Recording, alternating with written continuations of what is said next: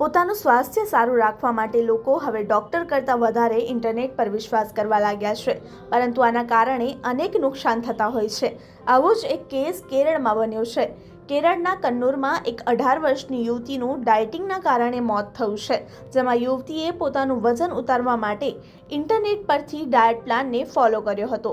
એટલું જ નહીં, પરંતુ તે ડાયટ પ્લાનને વ્યસનની જેમ અનુસરવા લાગી હતી। આ યુવતીને થોડા દિવસ માટે વેન્ટિલેટર પર રાખવામાં આવી હતી, જો કે સારવાર બાદ પણ તેનો જીવ ન બચી શક્યો।